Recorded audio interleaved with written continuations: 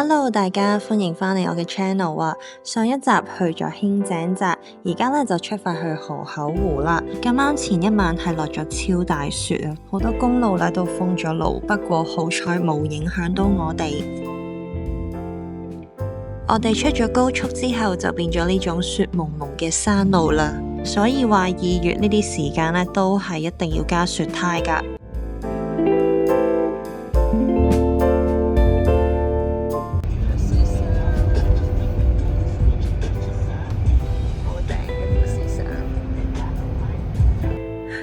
終於到咗河口湖呢邊啦！我哋第一個行程呢係去超市買食材，因為而家都差唔多已經5點鐘啦。咁我哋今晚就係諗住喺屋企煮飯食。富士山超市，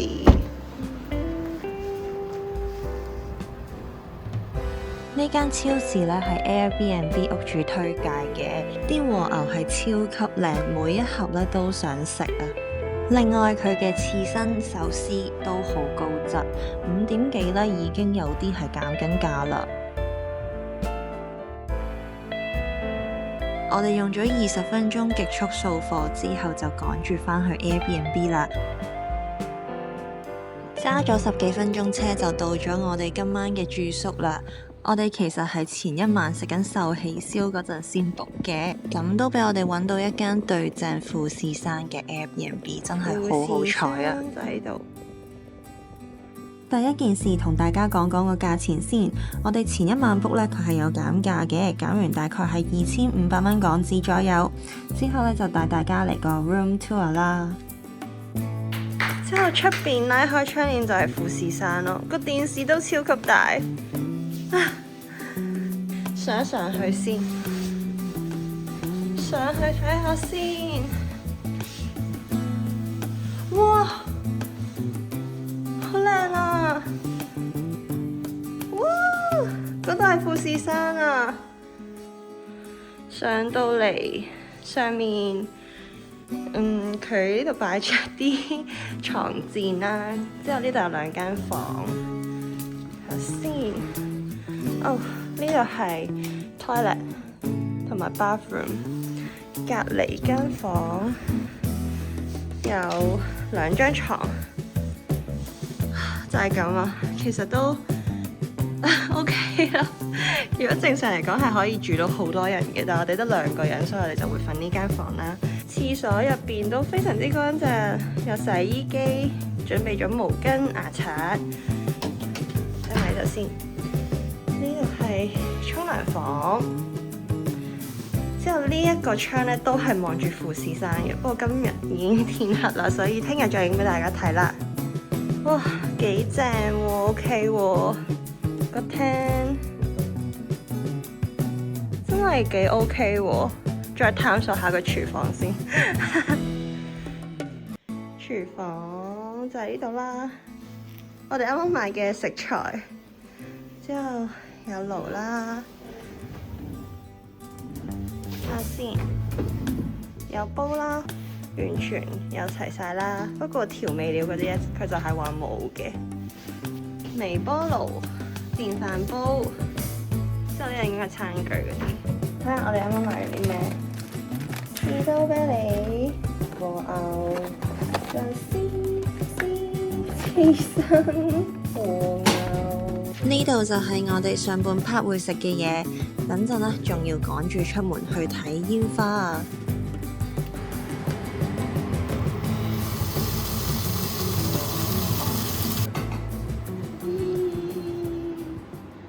冇錯啦，我哋就係要去睇河口湖冬季花火大會。喺1月尾到2月尾嘅每個禮拜6日都會有場嘅，其實時間呢就唔係好長，佢8點開始，8點20分呢就會完結噶啦，大概有2000發左右啦。最大賣點呢就係背景可以見到富士山，不過就好考驗天氣啦。我哋最後呢將架車泊咗喺大慈公園，富士山呢就見唔到啦，不過齋睇煙花呢都幾靚嘅，尤其係最後嗰幾分鐘。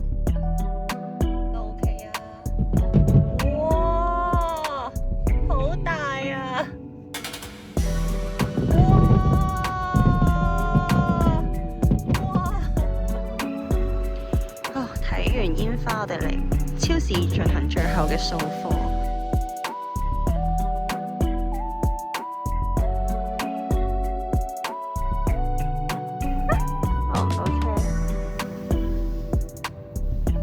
頭先仲喺屋企隔離超市買多咗2盒牛，咁就完成咗我哋今晚嘅簡單晚餐啦。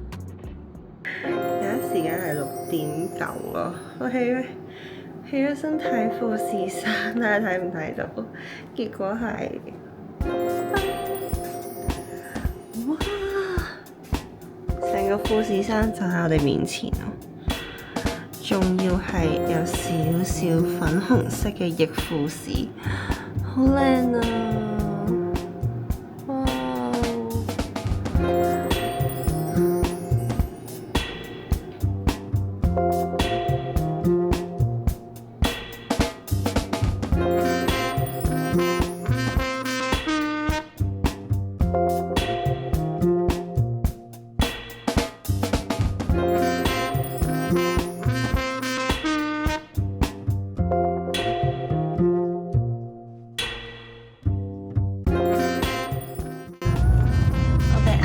就 check out 咗間 Airbnb 啦。整體嚟講，呢個景係真係超級無敵好靚啦，係完全對正冇遮擋嘅。不過就有一個小缺點啦，就係原來廁所咧淨係得下邊嗰層有咯，上面咧淨係得沖涼房。咁咧佢係4點鐘 check in， 10點鐘 check out 啦。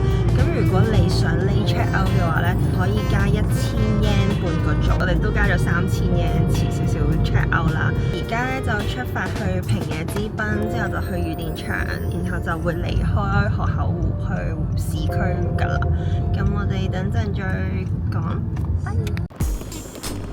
我哋到咗山中湖啦！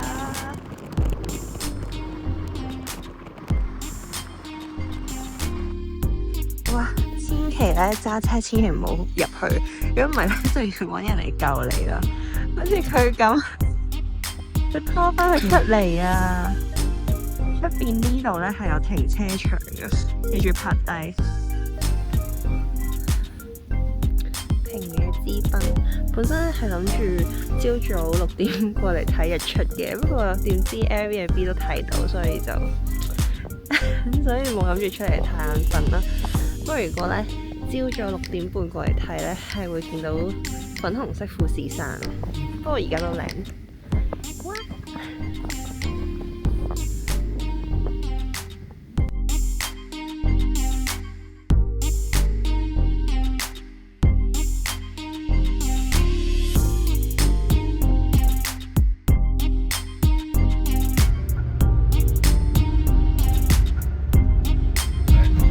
喺御殿場 Outlet Food Court 食咗啲嘢，再行咗一陣之後呢，我哋就決定提早離開啦。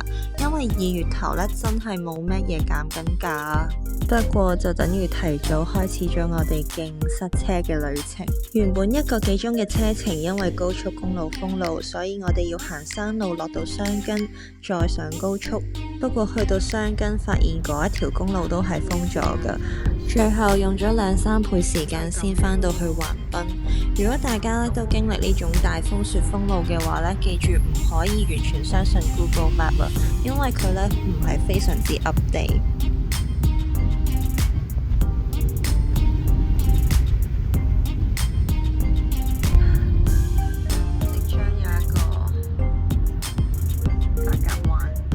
如果大家對之後橫濱東京市區嘅美食有興趣嘅話呢，就記住 subscribe 呢個 channel， 再撳埋個鐘仔，下一條片呢就會出㗎喇。